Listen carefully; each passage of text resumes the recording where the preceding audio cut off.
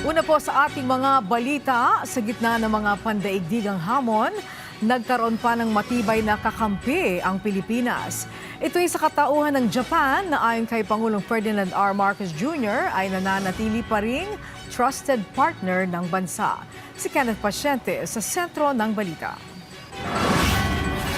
Aabot sa pinakamataas na antas ang ugnayan ng Pilipinas at Japan. Iyan ang tiniyak ni Pangulong Ferdinand R. Marcos Jr. sa kanyang pakikilahok sa Japan-Philippines Parliamentary Friendship League o JPPFL sa Tokyo.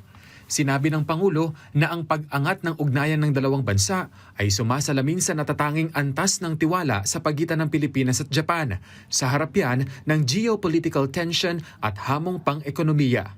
In such an environment, the importance of trusted partnerships that are anchored in shared values, mutual respect, and an adherence to international law has never been more evident. For the Philippines, and I believe for Japan as well, this moment calls not for retreat nor hesitation, but for deeper engagement with one another and with like-minded partners around the world. Kasunod nito, plano ng iangat ang ugnayan ng dalawang bansa sa Comprehensive Strategic Partnership. Ibig sabihin, mas mapapalalim at mapapalawak ang pagtutulungan sa iba't ibang larangan.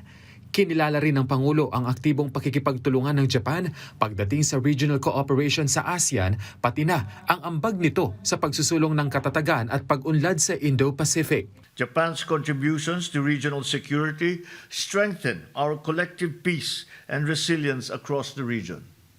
Equally significant are Japan's initiatives in advancing economic security, especially in strengthening supply chains, promoting technological innovation while ensuring that new advancements are used ethically and responsibly for the good of humanity, and safeguarding critical industries in an interconnected and an interdependent global economy. Sa usapin naman ng seguridad, iginiit ng Pangulo na magkatulad ang pananaw at pagpapahalaga ng Pilipinas at Japan sa pagsusulong ng isang malaya, bukas at inklusibong rehiyon. Hindi dapat anya mailagay sa panganib o maantala ang mga daluyang pandagat ng mundo dahil mahalaga ang mga ito sa pagpapanatili ng pandaigdigang kalakalan at katatagang pang-ekonomiya.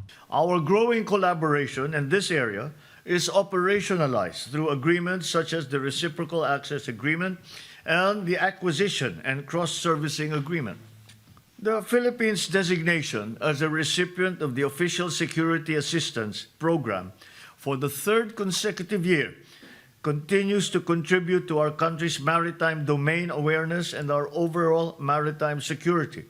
Nananatili rin ayon sa Pangulo ang matibay na relasyong pang-ekonomiya ng Pilipinas at Japan, lalo't isa ang Japan sa pinakamahalagang katuwang ng bansa sa kalakalan at pamumuhunan, gayon din sa pagbibigay ng development assistance. We continue to fortify and position our economic partnership for the future through our bilateral economic partnership agreement, which will mark its 20th anniversary this September, as well as through the Philippines' prospective accession to the Comprehensive and Progressive Agreement for Trans-Pacific Partnership with Japan's valued support.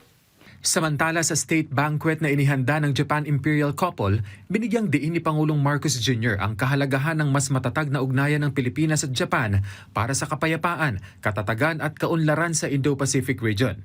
Tiniyak rin niya ang patuloy na pagpapalalim ng strategic partnership ng dalawang bansa, lalo na sa seguridad sa karagatan, ekonomiya, enerhiya, teknolohiya at infrastruktura. Whether in seasons of abundance or of hardship, Japan has consistently stood shoulder to shoulder with the Filipino people, extending solidarity and assistance at the right moments to reassure us that we have a friend that we can always count on. Kenneth Pasyente, para sa Pambansang TV, sa Bagong Pilipinas.